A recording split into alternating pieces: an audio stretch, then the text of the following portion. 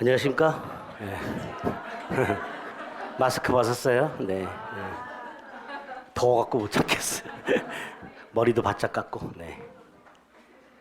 또 지난주에 여기 계신 분과 또 저보고 왜 이렇게 흰머리가 많냐 그래갖고 염색까지 했는데 조금 이상한 색깔로 했죠. 네. 집에 있는 염색약으로. 머리를 왜 이렇게 작게 깎았을까요? 네, 염색약 적게 들게. 아껴야 살죠, 그죠? 네. 어색해요? 네. 저도 마스크를 한 3년 만에 벗은 것 같은데. 네. 목소리가 계속 지금 8주째죠. 네. 병원 갔더니 뭐 염증이 있다 그래갖고 약 먹고 있습니다. 네. 한참 갈 거라고 그러네요. 네. 여러분들도 이 낭낭한 목소리 한참 더 들으셔야 될 것 같습니다. 각설하고 이제 핵심 요약 한번 하고 문제풀이합니다. 아까도 잠깐 제가 지난주에 분명히 예고했죠. 오늘 문제집 사는 분들이 있으실 거라고, 그죠? 있으셨어. 제가 누군지 얼굴을 안 봤어. 네. 미워할까봐 안 봤는데 어쨌든 다음 주부터라도 저 진도표에 맞춰서 3, 4월 달에 5월 달 강의 한번 듣고 요약집이나 기본서 한번 읽고 문제 풀고 강의 듣고 복습하고 요거를 좀 힘들지만 2달 동안 팍팍하게 좀 돌려주세요. 가끔 다른 과목 할 시간이 없다라고 핑계대는 분들이 계시는데 잠을 줄여요. 잠을. 밥 먹는 시간을 줄이고 잠을 줄여. 사람 만나는 시간 줄이고 얼마든지 시간 확보할 수 있어요. 뭐 왜 안 돼? 되지. 그죠? 저도 지금 2차 과목 공부하고 있다고 그랬죠. 뭐 시험 때문에 공부하는 건 아니고 이제 민법 강의 때문에 까먹은 거 있어서 하고 있는데 저도 시간 내서 봐요. 여러분들은 더 하셔야죠. 그죠? 어떻게든 시간을 확보해서 민법은 꼭 그렇게 해 주셔야 됩니다. 아시겠죠? 네. 2달만 잘 버티세요. 네, 그럼 됩니다. 자, 강의 진행은 요약집 가지고 오늘 진도 나갈 걸 테마별로 잘라가지고 먼저 체크하고 자꾸 이제 눈으로 확인하셔야 돼요. 계속 강의를 듣는 것도 듣는 거지만 이제 지문들을 눈으로 확인해서 일단 문제도 풀어보겠지만 그 전체 문장이 있잖아요. 민법은 그 문장을 통으로 딱 눈으로 익혀야 돼요. 통으로. 그래서 전체 문장을 이렇게 꼼꼼하게 따져서 OX를 판단하는 게 아니에요. 민법은 자꾸 반복해서 보다 보면 문장을 딱 봤을 때 통으로 봤을 때 이거 이상하다 이런 느낌이 딱 그 정도까지 하는 거예요. 그 정도까지. 어디가 이상한지는 잘 몰라도 돼요. 나중에 보면 내가 틀린 걸 체크해서 맞았어. 옆 사람하고 얘기를 해. 어디가 틀렸어? 난 여기가 틀렸어. 이 사람은 여기가 틀렸어. 근데 둘 다 틀려. 엉뚱한 데가 틀려. 그래도 맞추잖아요. 어색한 걸 골라요. 어색한 거를. 제가 그래서 이 민법 공부에서 문제 찾아내는 방법은 늘 이런 예를 많이 들어요. 버스나 이런 걸로 오랜 기간 동안 같은 곳을 이렇게 오다 가다 보면 어느 시점에 바깥 풍경 중에서 뭔가 조금 달라진 걸 느끼는 경우가 있을 수 있어요. 건물 같은 거 보면 저기는 건물이 좀 달라졌는데 어디가 달라졌는지 모르지만 색깔이 바뀌었다든가 뭐 점포가 바뀌었다든가 뭔가 분명히 바뀌긴 바뀌었는데 어디가 정확하게 바뀐지는 잘 모르겠어. 한참 왔다 갔다 보면 저기가 바뀌었구나 이렇게 되지만 처음 봤을 때는 그냥 느낌만 있는 거잖아요. 그죠? 그런 식으로. 그렇게 해요. 민법은. 짧은 시간 내에 정복하려면 그런 방법밖에는 없습니다. 물론 이제 저 같은 경우는 오래 했으니까 이렇게 탁탁 찾아낼 수 있겠지만 여러분들은 저만큼 오래 하지 않았잖아요. 그죠? 30년 했어요? 안 했잖아. 근데 저도 가끔 가다가 예를 들어서 올해 10월 달에 문제를 딱 정답을 체크해 달라고 가다만 나오기 전에 했을 때 이거는 어디가 틀렸는지는 잘 모르겠지만 좀 이상한데 이런 것들이 있어요. 저도. 심지어 저도. 그럼 여러분들은 그게 더 많겠죠. 그런 거예요. 그렇게 준비하신 거다라 생각하시고 자 눈으로 체크를 좀 먼저 하겠습니다. 오늘 진도가 대리 전까지예요. 자 대리 전까지 우리 기본서 있으시면 기본서 보셔도 되고요. 요약집 2페이지를 보면 자 민법 총칙부터 나왔습니다. 민법 총칙. 총 5파트가 있는데 오늘 2파트를 할 거예요. 자 그 중에 5파트가 중에서 2파트 뭐에 관한 게 나오느냐? 일단 제일 먼저 민법 조문 구조가 3단 구조로 이루어져 있다 그랬어요. 그죠? 법률 사실이 모여서 법률 요건을 갖추면 그에 따라서 법률 효과가 발생하는 이런 구조로 되어 있다 그랬어요. 법률 효과. 여기서 법률 효과가 뭘 말하는 거예요? 권리 변동. 그죠? 요 권리 변동의 구체적 모습. 세 가지가 있죠. 권리의 취득, 변경, 소멸. 그 중에 특히 최근에 원시 취득이냐, 승계 취득이냐, 요 구별하는 거. 요게 하나 나올 수 있고요. 두 번째, 법률 요건을 구성하는 법률 사실. 여러 가지가 있는데 그 중에서 의사 표시하고 준법률 행위. 이거 구별해야 되죠. 그죠? 요거 구별하는 문제. 예. 특히 준법률 행위는 여러 개가 있는데 그 중에서도 의사의 통지하고 관념의 통지 구별하는 거예요. 최내도 나왔죠. 의사의 통지와 관념의 통지 구별하는 거. 특히 의사의 통지. 딱 하나만 외워두면 돼요. 뭐가 있었죠? 최고. 그리고 이제 중요한 게 요거죠. 법률 요건. 이 법률 요건에는 법률 행위와 법률 규정이 있죠. 예. 그 중에 법률 행위. 법률 행위에 관해서는 법률행위 종류하고요. 법률행위 요건 중에서 효력 요건. 법률행위가 유효하려면 어떤 요건을 갖춰야 되는가? 요 종류하고 효력 요건, 요 파트에서 문제가 나오게 되고, 그 중에서도 이게 집중해서 나오죠. 요 효력 요건 중에서 오늘 두 가지를 하는 거예요. 하나가 법률행위 목적이 갖춰야 될 요건. 뭐가 있죠? 확정성, 가능성, 적법성, 사회적 타당성. 그 사회적 타당성 중에서 반사의 질서행위하고 불공정한 행위. 이게 핵심이죠. 그죠? 반사의 질서행위하고 불공정한 행위. 이게 핵심이 됩니다. 두 번째, 법률행위 필수 구성 요소가 있어요. 뭐? 요거. 의사표시. 그죠? 요 의사표시는 요 법률행위의 필수 구성 요소예요. 따라서 이 의사표시가 비정상적이라면 법률행위도 무효 또는 취소가 된다고 그랬어요. 이때 비정상적 의사표시가 4개. 비진의 표시, 허위 표시, 착오, 사기 강박. 그죠? 요 두 파트에서 집중해서 시험 문제가 나오는 거죠. 보통 여기서 4문제가 나옵니다. 4문제 내지 5문제가 나오게 됩니다. 그것들 눈으로 체크할 겁니다. 2페이지. 중에서 2번 법률관계 변동. 권리 변동이라 그랬죠. 취득 변경 소멸인데 그중에 취득에서 원시와 승계를 구별해야 되고요. 원시 취득에서 제일 많이 나오는 게 뭐예요? 건물 신축이, 양수익권 취득. 그죠? 옆에 취득 시효. 반면에 승계 취득에 보면요. 이전적 승계와 설정적 승계가 있는데 일단 설정적 승계, 제한물권의 설정. 기억해야 됩니다. 지상권, 지역권, 전세권, 저당권의 설정. 설정적 승계죠. 그다음에 이전적 승계 특정과 포고 아래인데 그중에 특정에서 최근에 나오는 게 뭐예요? 경매에 의한 소유권 취득.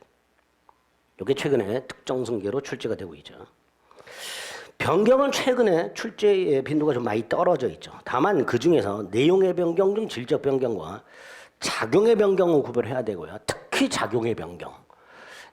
부동산 임차권이 등급 등을 통해서 대항력을 갖추거나 저당권의 순위가 승진하거나 이런 걸 권리의 작용의 변경 또는 효력의 변경이라고 한다. 그거는 암기를 하셔야 됩니다. 소멸은 됐고요. 오른쪽에 권리 변동의 원인 2가지가 있죠. 법률 행위와 법률 규정. 그 권리 변동의 원인인 법률 요건을 구성하는 구성 요소.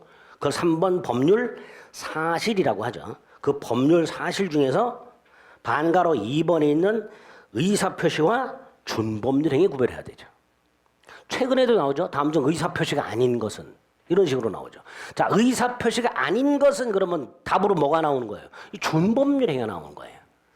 그러니까 이 준법률 행위에 뭐가 있는가? 많지 않아요. 몇 가지 기억하시면 돼요. 의사의 통지 중에서 최고가 있고요. 관념의 통지 중에서 통지 승인 같은 것들이 있죠. 그리고 저기 대리에서 보게 되는 대리권 수요의 표시. 이것도 관념의 통지라는 건 기억을 해 두셔야 됩니다. 그죠? 일단 요 2페이지에서는 체크했을 때 딱 그거예요. 그리고 한 장을 넘기면 법률행위가 나옵니다. 법률의 특징 중에서는 의사표시를 필수 불가결의 요소로 한다는 것은 양가로 2번 의사표시가 없는 법률행위는 있을 수 없다. 출제가 된 바가 있고요. 종류 물어보죠. 종류 중에서 제일 중요한 게 뭐예요? 단독행위 계약 구별하는 거죠. 그죠? 단독행위 계약 구별하는 거예요. 다음 중 단독행위가 아닌 것은 이렇게 아예 대놓고 물어봅니다. 이때 답으로 나오는 게 뭐예요? 합의 해제, 합의 해지 같은 것들이죠.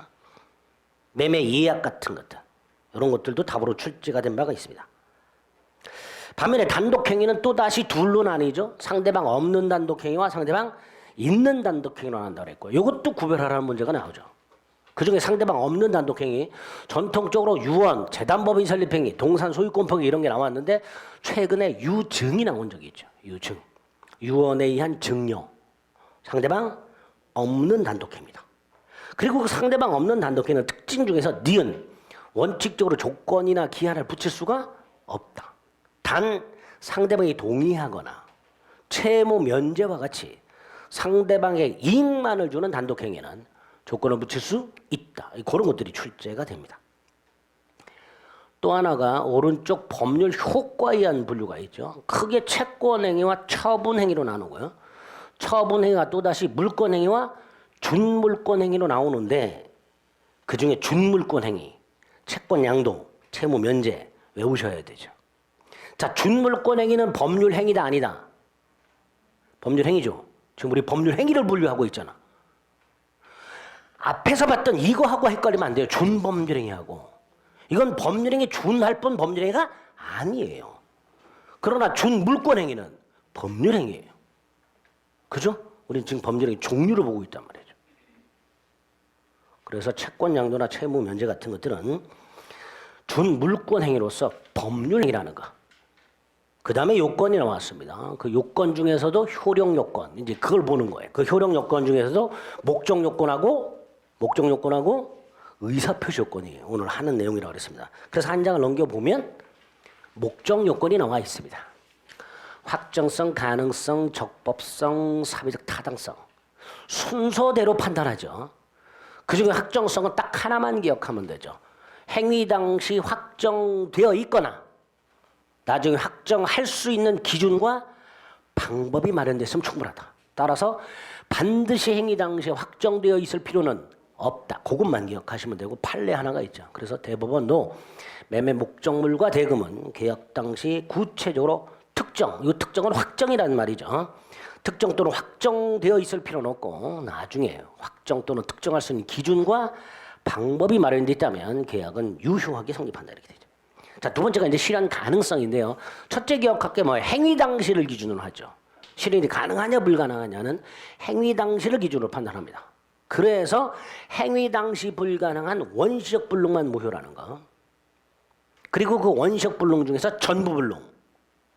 계약 체결상의 과실 책임이라는 게 나중에 등장하게 되고요. 일부 불능은 137조가 있죠. 일부 무효의 법리라고. 법률의 목적이 행위 당시에 원시적으로 일부 불능인 경우에는 원칙적으로 전부 불능, 전부 무효, 계약 체결상의 과실 책임 이렇게 연결이 되겠죠. 단 예외적으로 일부만 불가능하다면 그 불가능한 부분만 부당이득 반환을 청구하면 되는데 다만 수량을 지정한 매매에서 수량이나 면적이 부족한 원시적 일부 불능 요거는 따로 담보 책임이라는 게 있으니까 그 담보 책임에 의한 대금 감액 청구권을 행사하는 것은 변론으로 하더라도 계약 체결상의 과실 책임이라 137조에 의한 부당이득 반환을 청구할 수는 없다. 나중에 매매에서도 나오죠. 이거는 꼭 기억해 두셔야 됩니다. 후발적 불능은 무효라 그랬어요. 유효라 그랬습니다. 후발적 불능은 유효인데 두 가지 제도로 처리하죠. 채무 불이행 책임과 위험 부담. 그래서 계약 체결상의 과실 책임이나 채무 불이행 책임이나 위험 부담 같은 건 다 계약법하고 연결이 됩니다. 그때 가서 다시 볼 거고요. 자, 이제 중요한 게 적법성부터가 좀 중요하죠. 적법성은 법률의 목적이 강행 규정을 위반하지 않아야 되는 거죠. 그래서 법률을 강행 규정과 임의 규정으로 나눴을 때 그 강행 규정을 위반하지 않는 것을 의미하게 됩니다. 따라서 임의 규정을 위반했을 때는 무효가 아니지요. 그리고 그 임의 규정의 예, 비용, 상환, 청구권. 최근에는 뭐가 나왔었죠? 임차권 등기 청구권. 또 하나가 임대인 동의받아야 하는 임차권 양도 전대. 다 임대차에서 나오는 거예요. 임차권을 양도하거나 목적물을 전대할 때는 임대인 동의받도록 돼 있죠. 그게 강행 규정이에요, 임의 규정이에요. 임의 규정이죠. 그래서 최근에 뭐라고 문제가 났어요? 다음 중 무효가 아닌 것은 임대인 동의 없이도 임차권을 양도 목적물로 전대할 수 있다는 약정. 그게 답이었어요. 최근에 나온 문제 중에서. 다음 중 위반하더라도 무효가 아닌 것은 뭘 물어보는 거예요? 임의 규정은 이렇게 물어요. 임의 규정. 그래서 비용상환 청구권 다 임대차에서 나옵니다. 비용상환 청구권, 621조 임차인의 임차권 등기 청구권, 626조 임차권 양도 목적물 전대 이런 것들이 다 임의 규정이기 때문에 그걸 위반하더라도 무효가 아니다. 암기해 두셔야 됩니다. 예전에는 비용상환 청구권만 집중해서 물어봤었어요. 최근에 이런 것도 물어보고 또 예전에는 임의 규정은 하고 다이렉트로 물어봤었어요. 최근에는 한번 꽉 아까 뭐라 그랬어요? 다음 중 위반하더라도 무효가 아닌 것은 이렇게 물어본단 말이죠. 그럴 때 이런 것들이 답으로 나오게 됩니다. 반면에 강행 규정을 또다시 효력 규정과 단속 규정으로 나누어서 단속 규정을 위반했을 때는 처벌이 될 뿐 무효가 아니죠. 그리고 단속 규정 3개 암기하셔야 되죠. 그중에 동그라미 1번은 너무나 자주 나왔고요. 2번도 출제가 된 바 있고요. 3번이 작년에 출제가 됐죠. 공인중개사가 중개의뢰인과 직접 거래하는 행위를 금지하는 규정, 단속 규정이죠.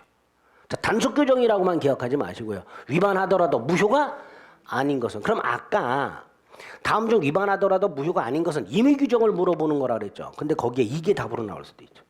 이건 위반하더라도 무효가 아니니까. 그렇게 문제가 응용이 될 수 있단 말이죠. 그다음 강행 규정을 위반하게 되면 절대적이고 확정적 무효죠. 그중에 절대적 무효라는 말이 나오면 바로 2개가 기억이 탁 튀어나와야 돼요. 절대적 무효와 관해서 2개가 머리에 탁 떠올라야 돼요. 하나가 뭐예요? 제가 뭐라 그랬어요?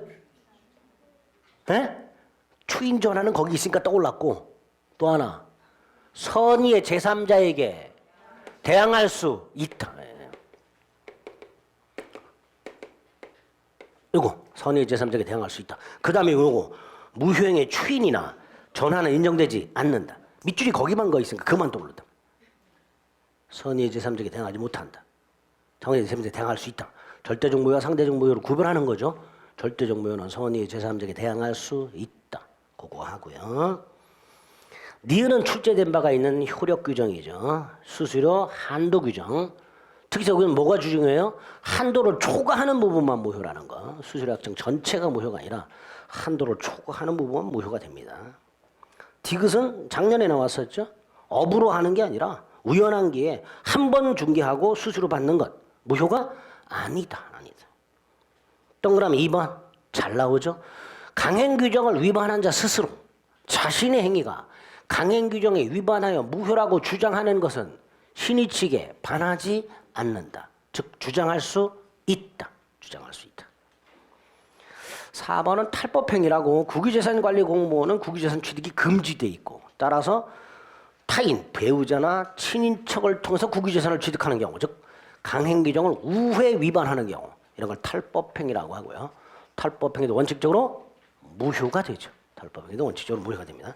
적법성은 이제 그 정도 체크하시면 되는데 제일 중요한 게 사회적 타당성이죠. 그중에 반사회 질서행위가 나왔습니다. 반사회 질서행위에서는 첫 번째로 반사회 질서행위 인거 아닌 거 구별해야 된다 그랬죠. 거기에 보면 반가를 보면 반사회 질서행위에 해당되는 것들이 쫙 나와 있습니다. 그중에 동그라미 2번 상대방에게 표시되거나 알려진 동기가 반사회 질서적인 경우 줄여서 동기의 불법이라고 하죠. 동기가 불법 항해는 원칙적으로 반사회 질서가 아니지만 그게 표시되어 또는 알려진 경우 이때는 반사회 질서행위가 되죠. 부첩계약은 반사회 질서인데 아닌 게 하나 있었죠. 디귿 부첩관계를 해소하면서 생활비나 양육비를 지급하기로 하는 약정. 반사회 질서행위 아니라는 거. 4번 반사회 질서행위로 대단히 자주 출제되죠. 다수의 보험계약을 통하여 보험금을 부정취득할 목적으로 체결한 보험계약. 반사회 질서행위죠. 그죠? 오른쪽 7번 형사사건 성공보수약정.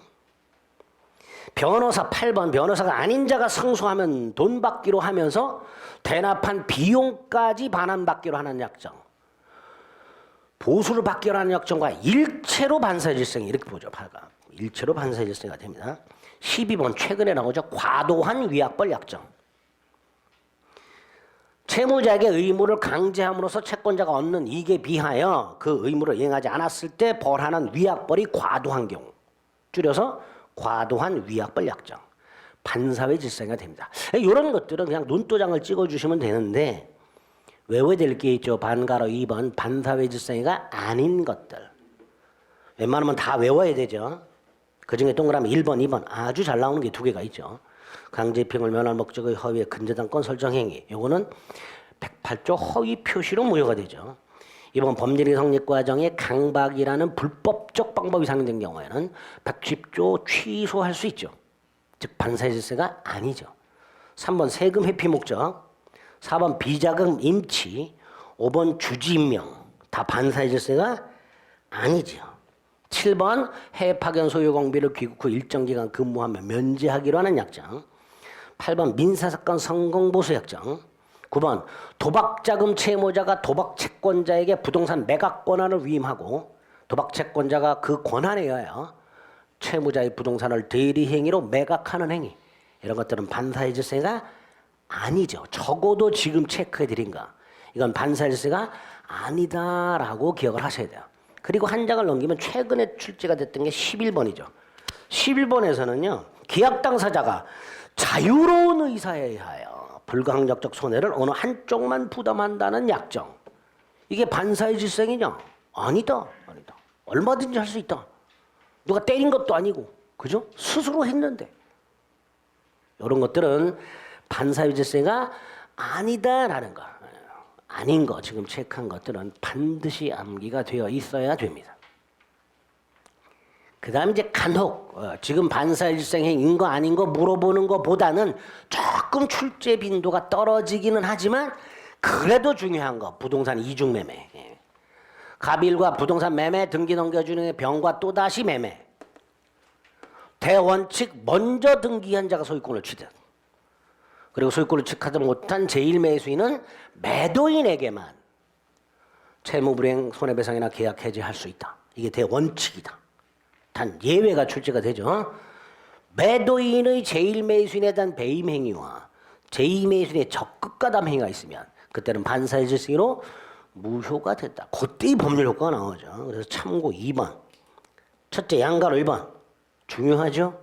제1매수인은 무효가 된 제2매수인 명의 등기를 직접 말소나 직접 이전 등기를 청구할 수는 없고 매도인을 대신하여 대위하여 말소 청구할 수 있다라는 거.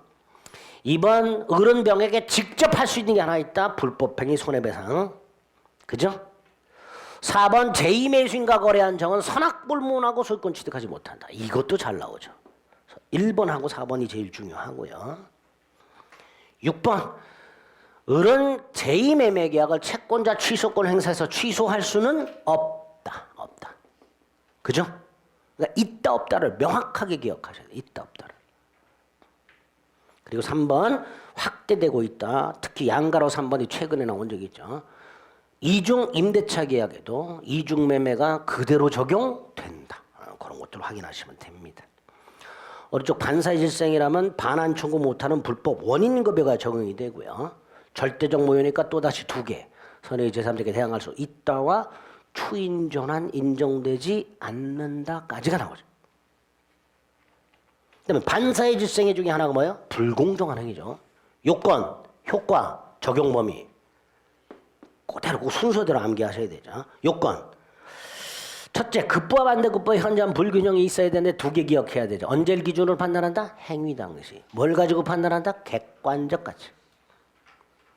둘째, 피해자는 궁박하거나 경솔하거나 무경험해야 되죠.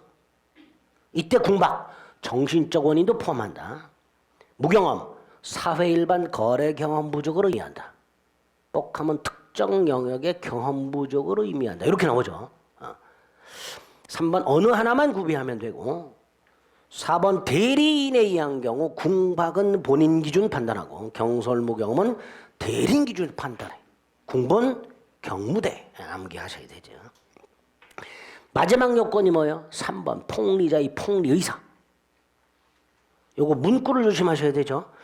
피해자의 공박 등을 상대방이 알았다는 것만으로도 불공정한 행위가 성립한다. 틀렸죠. 알았다는 것만으로는 불공정한 행위가 성립하지 않습니다. 그걸 알면서 이용해야 되죠.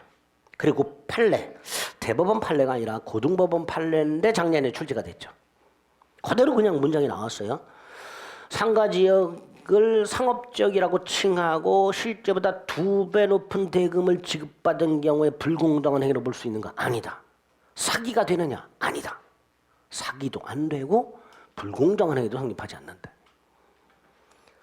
자, 이런 요건을 다 누가 증명해야 돼요? 무효주장자 피해자가. 따라서 급부와 반대급부가 현저하게 불균형하다는 게 증명되었다 하더라도 궁박다비가 추정되지 않는다.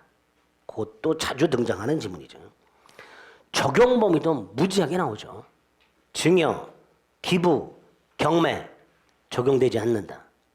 반면에 부재소 합의, 디귿, 리얼, 종종 총회 결의와 같은 비법인 사단 총회 결의 여기는 적용된다. 그 종종 총회 결의라든가 비법인 사단 총회 결의도 불공정한 행위가 성립할 수 있다라는 거. 효과는 절대적 무효죠. 선의 제3자에게 대항할 수 있지요. 다만 다음 페이지 전화는 적용되죠.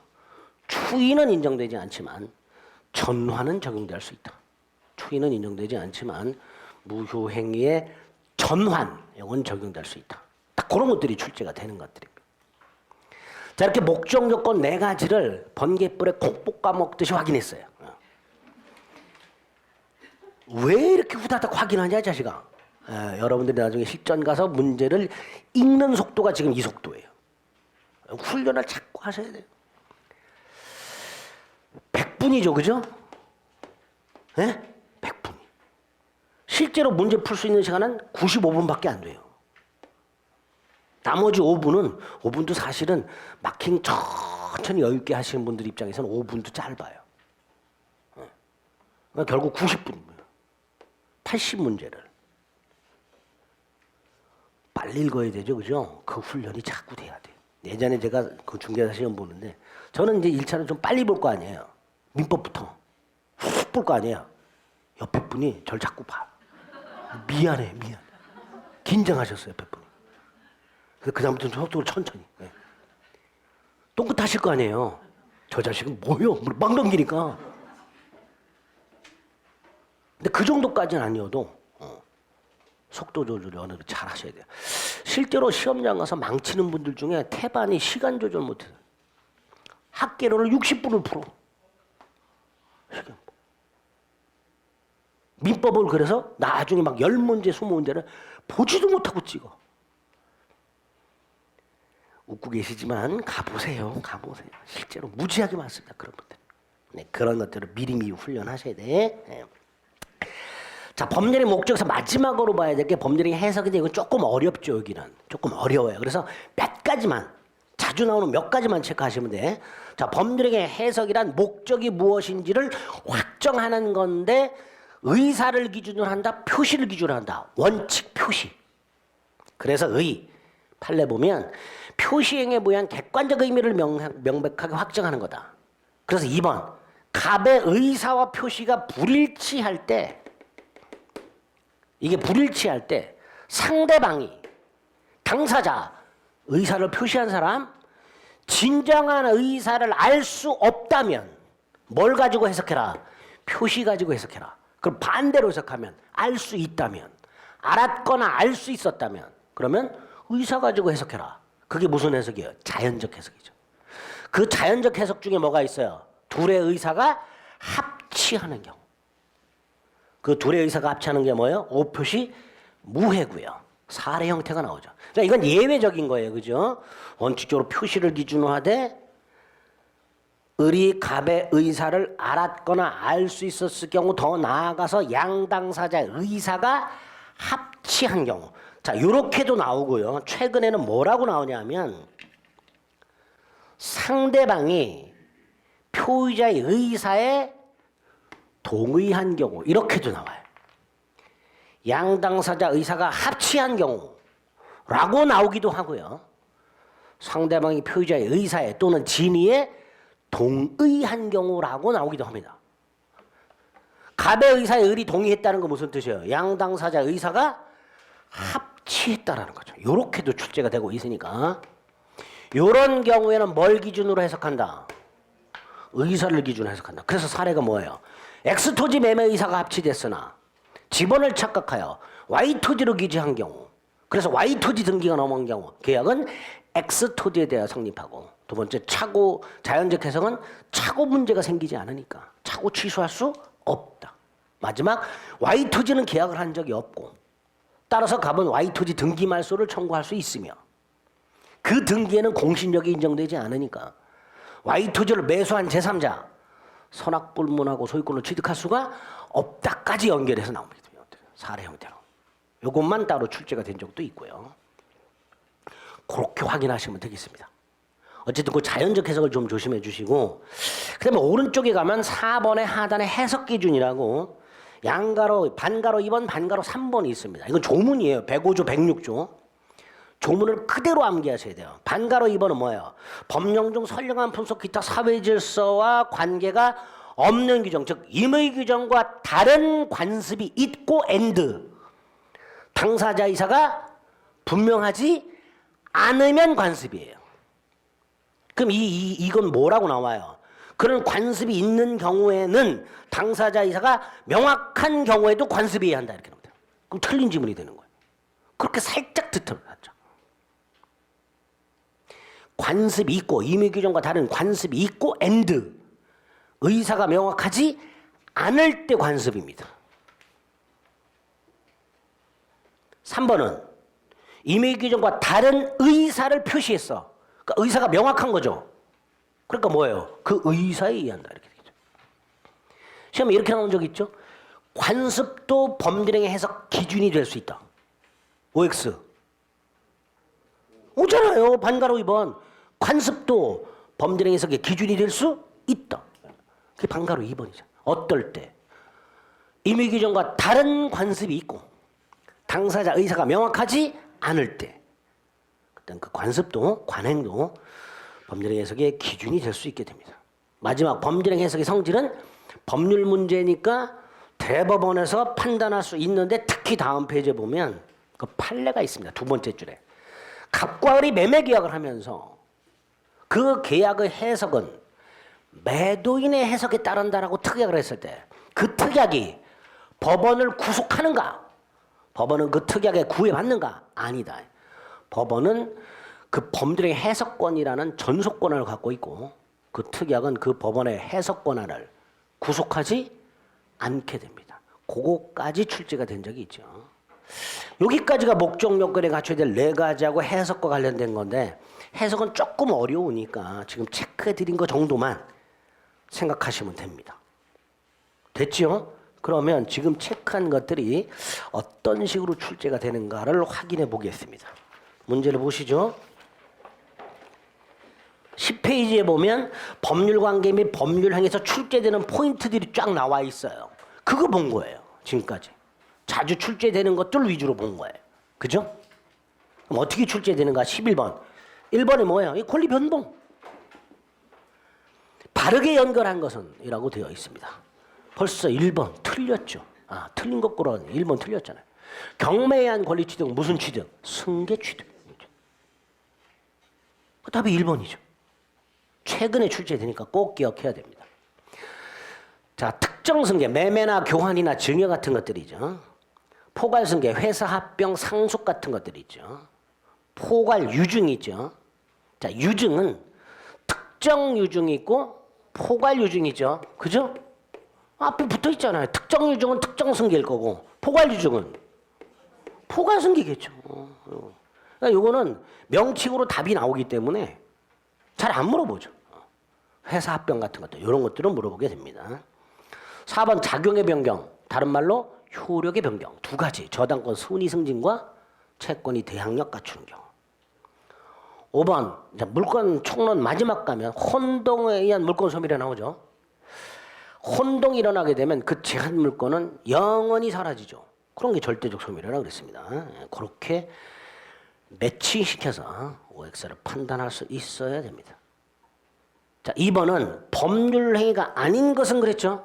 그럼 법률 행위가 아닌 것은 뭘 물어보는 거예요? 이거 물어보는 준법률 행위. 그죠? 그럼 제일 먼저 최고를 찾아. 없어. 그럼 뭘 찾아? 대리권 수요 표시가 나오죠. 왜? 관념의 통지잖아요. 그죠? 최고, 통지, 승인, 대리권, 수요의 표시. 그런 것들이 다 준법률행위죠. 나머지는 다 법률행위죠. 특히 4번의 채무면제 뭐예요? 법률행위 중에서 준물권행위였었죠. 준물권행위. 준물권행위는 법률행위다 아니다. 법률행위다. 법률행위다. 그죠? 이런 식으로 나오는 거예요. 3번은 준법률행위를 다시 나눴어요. 자, 준법률행위는 법률행위와 구별을 위해서 기억해야 되고 또 하나는 준법률행위끼리 구별하는 것도 나오죠. 그중에 의사의 통지와 관념의 통지 구별하는 거예요. 그게 3번이죠. 뭐라고 나와요? 준법률행위 중 성질이 다른 하나는 이렇게 나옵니다. 그런데 2번에 통지 보이죠? 4번에 통지 보입니다. 3번에 승인 보입니다. 1번에 대리권 수요의 표시가 보입니다. 네 가지 다 뭐예요? 관념의 통지. 근데 5번은 의사의 통지. 그죠? 그 앞에 있는 시효중단 이런 건 필요 없어. 그냥 최고만 눈에 빡 들어요. 최고만. 시효중단 같은 거 우리 시험 범위 아니에요. 아니에요. 소멸시효중단을 말하는데 이런 건 우리 시험 범위가 아닙니다. 그러니까 포인트가 최고예요. 최고. 3번 같은 것도 무슨 소멸시효 중단 사유로서 이거 의미가 없는 거예요. 마지막에 있는 승인 이게 눈에 빡 들어와야 된다. 그래서 1, 2, 3, 4가 관념의 통지고 5번이 의사의 통지니까 성질이 다른 건 5번이 될 겁니다. 이렇게도 물어보게 됩니다. 다이렉트로 물어볼 수도 있죠. 의사의 통지를 골라라 이렇게 물어볼 수도 있지만 이렇게 물어볼 수도 있게 됩니다. 자, 4번은 범죄의 종류 물어보는 거죠. 다이렉트로 물어봤네요. 단독행위가 아닌 것은, 자, 단독행위 아닌 것은 계약을 고르라는 거고 합의 해제, 합의 해지, 그 다음에 매매 예약도 출제가 된 적이 있죠. 매매 예약. 이것도 계약인가요? 채권 양도? 이거 계약이 아니야? 채권 양도? 계약이죠. 뒤에 계약 붙이면 되지. 채권 양도 계약. 합의 해제, 합의 해지, 매매 예약, 그 다음에 채권 양도 이런 것들이 다 계약이다. 촌스럽게 매매 교환 이런 거 안 나와요. 수험생분들이 계약인지 아닌지 지금 이것도 멈칫했잖아요. 이런 것도 채권 양도라고만 나오면 멈칫한단 말이에요. 수험생들이 이게 계약인가? 계약이단 말이죠. 그렇게 답으로 나올 수 있게 됩니다. 5번은 단독행위를 다시 나눴고 그중에 상대방 없는 것 골라라. 유언, 유증, 재단법인 설립행위, 동산소유권 포기 이렇게 되죠. 그죠? 이런 것들이 상대방 없는 단독행위가 될 겁니다. 그래서 요 범죄의 목적을 보기 전에 범죄행위 들어가기 전에 이렇게 법률 효과, 법률 사실 구별하는 거, 법률행위 종류 구별하는 거 이런 것들이 먼저 출제가 될 수 있으니까 그 출제가 어떻게 되는지 그 유형을 지금 훈련을 한 겁니다. 거기에 맞춰서 암기를 해주시면 돼요. 자, 6번부터 목적이죠. 목적에 불능이라고 되어 있죠. 자, 1번 원시적 불능, 무효고 계약 체결상의 과실 책임이 문제가 되는데 위험부담이 나왔네요. 위험부담은 뭐예요? 후발적 불능이죠. 벌써 1번 틀렸죠? 위험부담을 지워야 되죠. 2번 채무자의 귀책 쌓여 있는 후발적 불능은 언제나 채무 불이행의 상태. 이건 좀 어려운 질문이에요. 2번은 조금 알쏭달쏭하죠, 그죠? 언제나란 말이나 항상이란 말이 들어가면 일단 물음표. 언제나나 항상이란 말이 들어가면 틀릴 가능성이 굉장히 높아요, 그죠? 근데 전부 틀린 건 아니야. 왜? 아까 이런 게 있어요. 의사표시 없는 범죄행위는 있을 수 없다. 이것들은 옳은 지문이란 말이에요. 그러니까 언제나 또 예약은 이렇게 출제가 됐죠. 언제나 채권 계약이다. 오예요, X예요?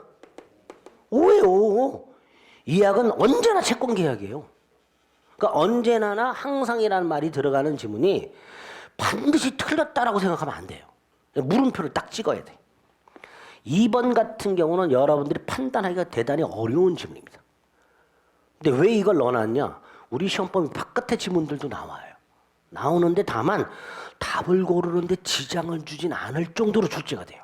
우리 시험범위 바깥의 지문들이. 그러니까 이런 것들은 좀 낯설면 언제나 이런 거 하면 일단 물음표를 딱 치고 넘어가는 거예요. 실전에서. 괜히 계속 쳐다보지 말고. 옳은 것 고르라 그랬으니까 1번은 틀린 게 명확해요. 그죠? 1번도 잘 모르겠는데 큰일 났네. 이건 큰일 난 거야. 이거는. 1번도 잘 모르겠다 그러면 이거 큰일 난 거예요. 지금 이 시점에서. 위험부담은 후발적 불능이니까. 1번은 분명히 틀렸어요. 3번. 채무자의 귀책 사유 없는 후발적 불능. 이게 뭐죠? 위험부담이잖아요. 위험부담. 그죠? 채무자의 귀책 사유 없는 후발적 불능은 위험부담이고 원칙적으로 채무자가 부담하니까 채무자는 의무를 면하는 대신 대금을 청구할 수가 없다잖아요. 3번은 분명히 틀렸어요. 2번은 잘 모르겠고 3번 틀렸어. 3번도 잘 모르겠네요. 큰일 났어. 큰일 난 거야 이건. 위험부담을 모르고 있으면 내가 위험부담을 모르고 있었구나. 그래서 지금 체크하는 거야. 집에 가서 위험부담 복습해야지. 이렇게 돼요. 예?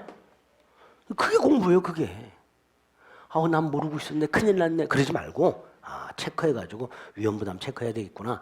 채무자의 귀책 사유 없는 후발적 불능이 위험부담이고 그 위험은 원칙적으로 불능이 된 채무의 채무자가 부담하니까 채무자는 불가능해진 채무를 면하는 대신 상대방에게 대금 청구할 수가 없다. 이게 대원칙이고 당연히 머릿속에 있어야 됩니다.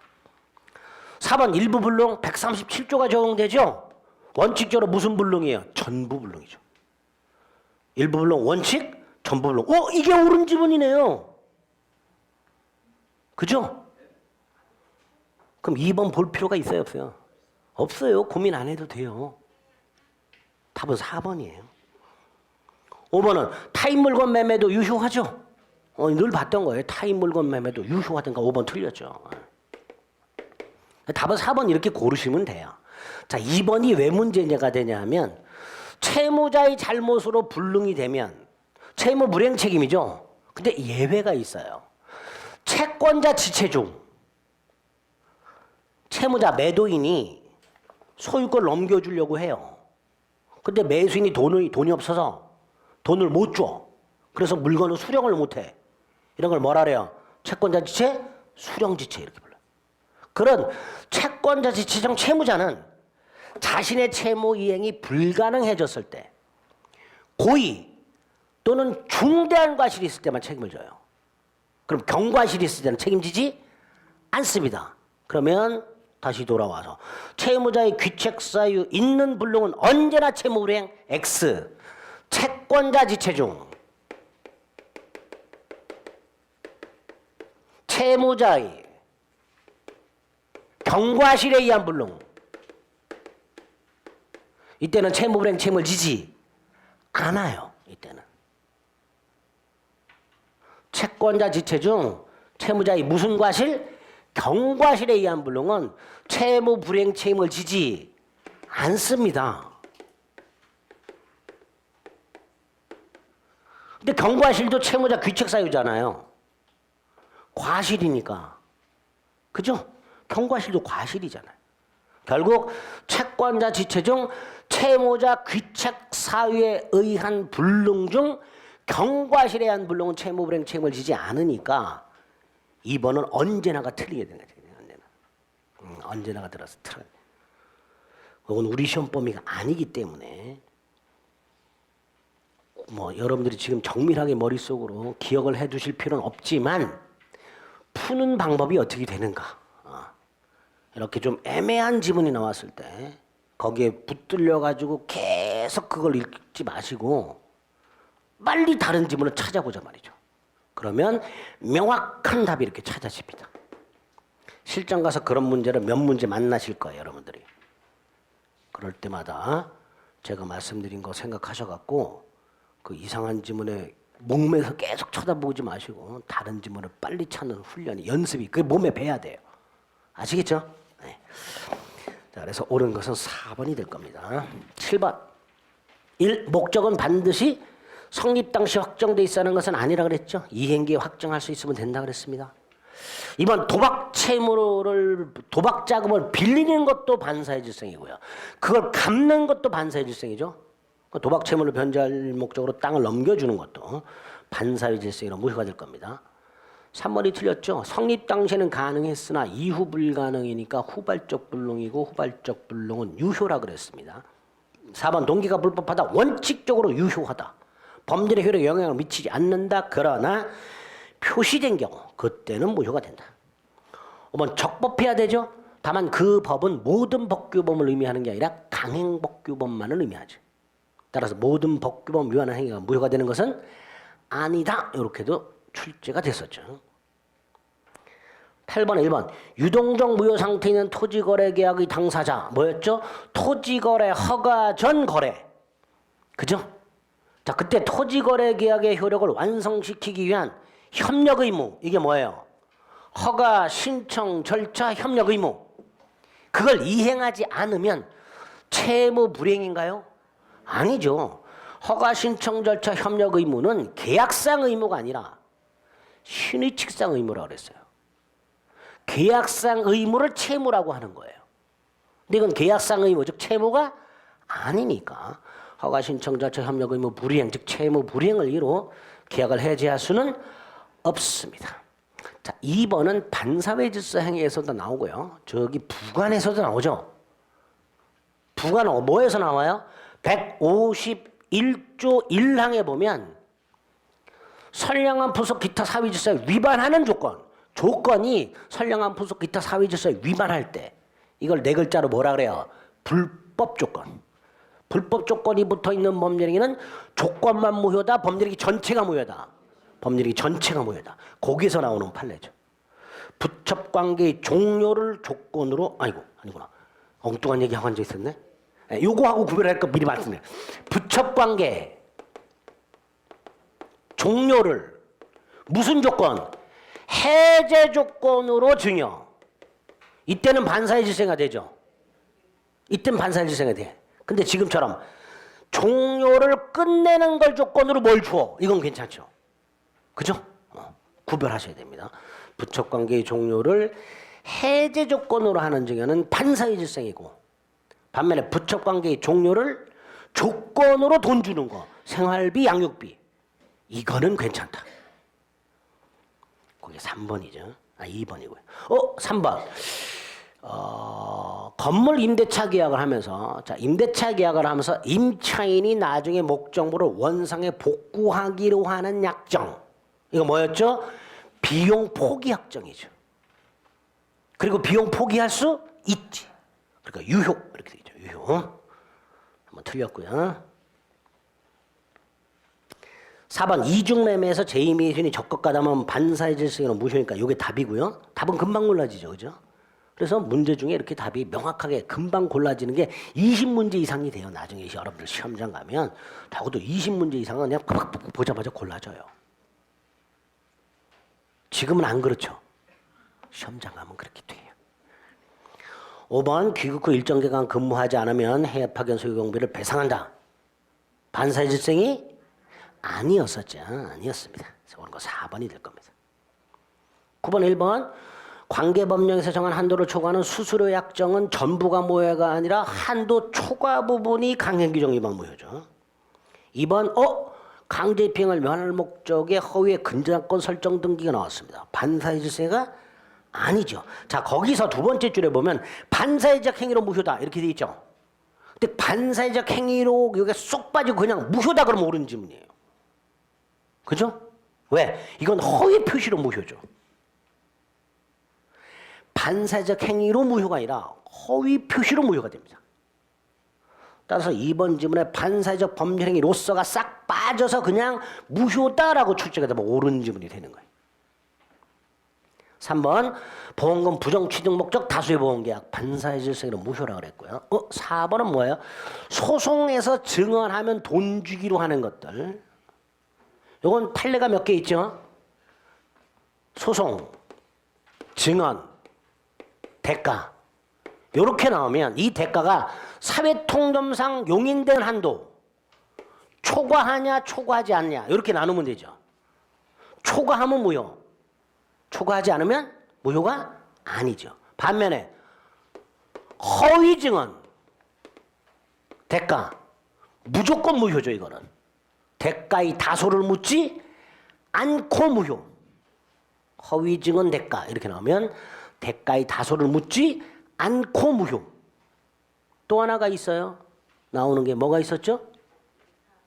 증언 거부권이에요. 그럼 대가를 줄게. 이것도 위에 거하고 똑같죠.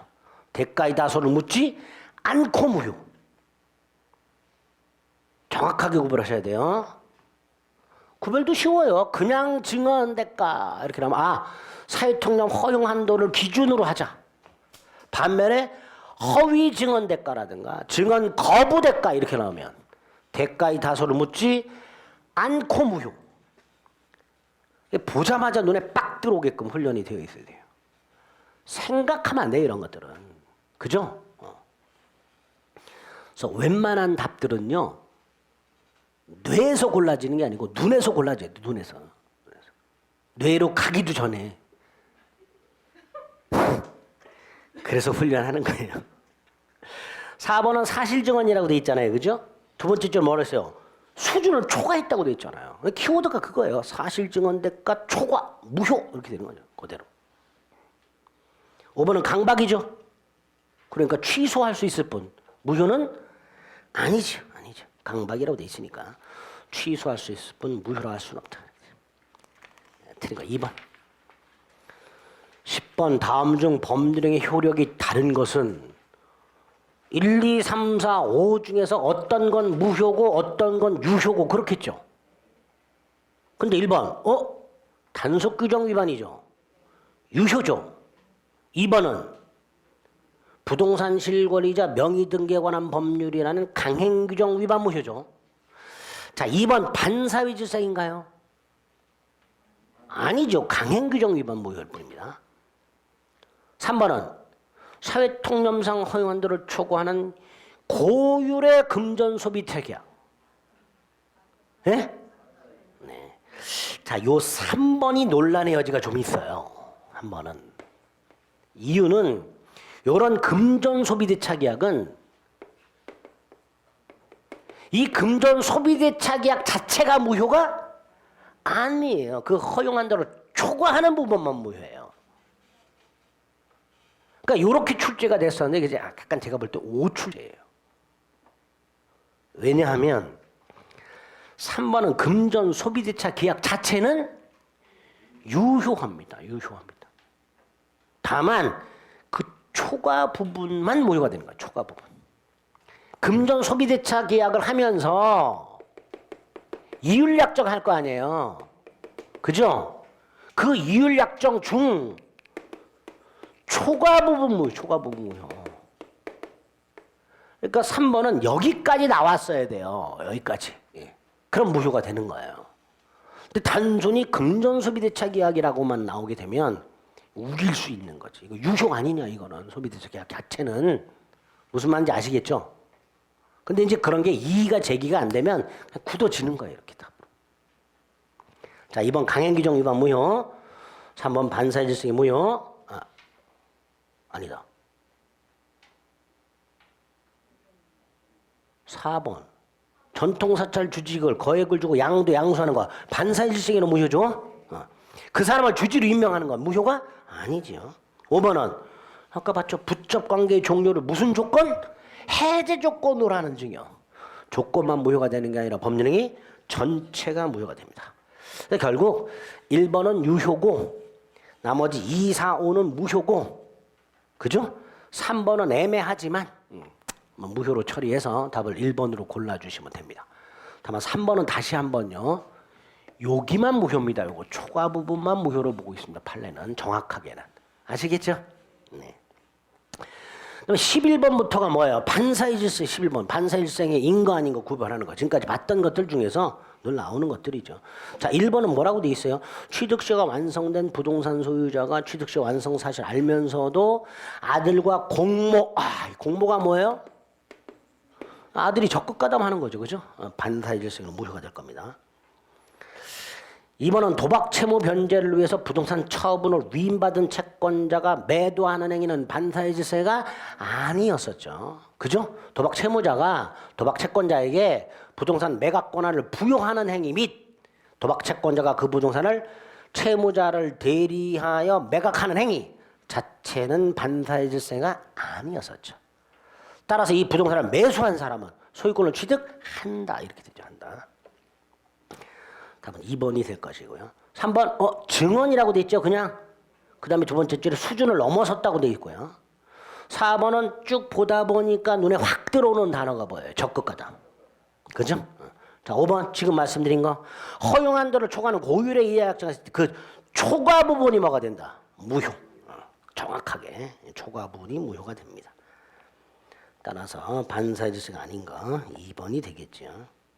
12번에 1번 어떤 일이 있어도 이혼하지 않겠다. 개인의 자유를 지나치게 제약하니까요. 반사의 질서가 되겠죠. 2번은 부첩관계를 단절 종료하면서 생활비 양육비 무효 아니라 그랬고요. 3번 이중매매를 알면서 산 것만으로는 적극가담이 아니니까 무효가 아니고요. 4번 회금 회피 목적 유효죠. 특히 양도세 회피 목적 이런 거 다 유효죠. 5번 반사의 질서는 절대적 무효니까 추인된다 안 된다? 안 된다. 추인하더라도 효력이 없다. 옳은 질문이 되겠죠. 틀린 것은 4번이 될 겁니다. 그죠? 13번 부첩계약은 부첩계약 자체도 반사의 질서이고요. 본처의 사전 승인 자체도 반사의 질서죠. 2번이 틀렸죠. 범죄가 반사의 질서이다. 추인된다 안 된다? 안 되죠. 추인하더라도 효력이 없다라고 해야죠. 추인하더라도 효력이 없다. 3번은 배임 행위가 보이고 적극가담이 보이죠. 이렇게 고르는 거예요. 4번 전통사찰 주직을 양수한 자를 주지로 임명 역시 무효 아니라 그랬고요. 5번은 첫 번째 줄 가다 보니까 표시되거나 알려진 그 다음 동기가 반사회 이렇게 돼 있죠. 표시되거나 알려진 동기불법 반사회 질서에는 무효가 되죠. 이런 식으로 자꾸 끊임없이 키워드를 찾는 훈련 쉬운 것들은 그래야 시간이 줄어듭니다. 14번 1번 도박 채무 변제를 위해서 채무자가 부동산 처분 권한 대리권을 채권자에게 수여 괜찮다 그랬죠. 2번 부정 취득 목적 다수보험 계약 이게 반사의 질서이죠. 답은 1번이고요. 3번은 변호사 아닌 자가 소송사건을 대리하고 보수를 지급받아 반사의 질서이죠. 대납한 비용을 반환받아 역시 반사의 질서이죠. 4번은 자주 나오는 건 아닌데요. 수험생들이 그 표현을 좀 낯설어 해서 두 번째 줄 끝에 보면 지체상금이라고 나와 있죠. 이게 뭘까요? 뭘 지체했을 때 잘했다고 상금 주는 건가요? 지체배상금.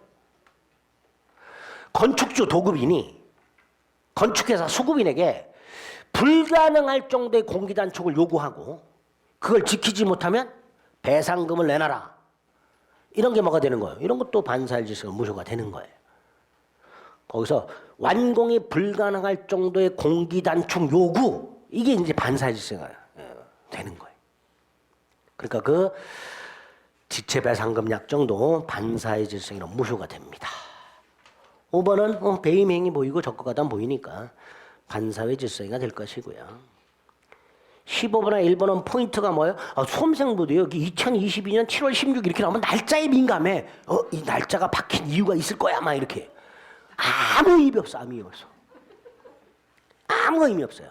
날짜가 의미 있는 문제는 우리 시험에서 날짜가 의미 있는 문제는 날짜가 아주 중요한 의미를 갖는 게 있어요. 예컨대 가등기. 한 날짜와 본등기한 날짜에서 소급하는 거하고 소유권 취득 날짜. 가운데 취득시효가 껴있어. 이런 것들. 그러니까 취득시효 문제. 그다음에 계약 성립. 며칠까지 답을 달라 그랬는데 며칠 날 발송을 했고 며칠 날 도달했다. 그다음 주택임대차나 이런 것들 최근에 개정된 소액임차인 보증금 같은 거 물어볼 때 그 날짜. 그런 것들만 조금 의미가 있고요. 실질적으로 이런 날짜는 아무 의미가 없어요. 2200년이라 그래도 상관없어. 포인트가 뭐예요? 형사사건 성공 보세요. 반사의 질서이죠. 네. 민사사건 성공보 오세학정은 반사회 질성이 아니지만 형사사건 성공보 오세학정은 반사회 질성이라고 그랬습니다. 근데 2번을 봤더니 그냥 증언이라고 돼 있죠. 용인되는 수준의 돈 받기로 했죠. 이건 반사회 질서가 아니지요. 반면에 부첩계약 사전승인 그다음에 변호사 아닌 자가 소송을 도와주고 소송물 일부를 대가로 받기로 하는 약정. 요 4번은요. 강행규정 위반 앤드 반사회 질서입니다. 강행규정 위반 앤드 반사회 질서행위. 반사회 질서 행위하고 강행규정 위반 행위는 달라요. 왜 다르냐? 반사회 질서 행위는 불법 원인급여가 적용이 돼요.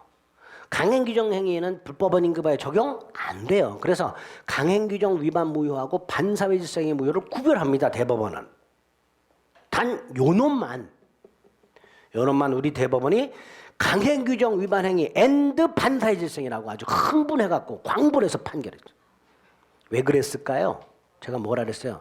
대법관님들 나중에 변호사 했을 때 그 밥그릇 뺏는 행위. 그죠? 자기 장차 밥그릇 뺏는 행위란 말이에요.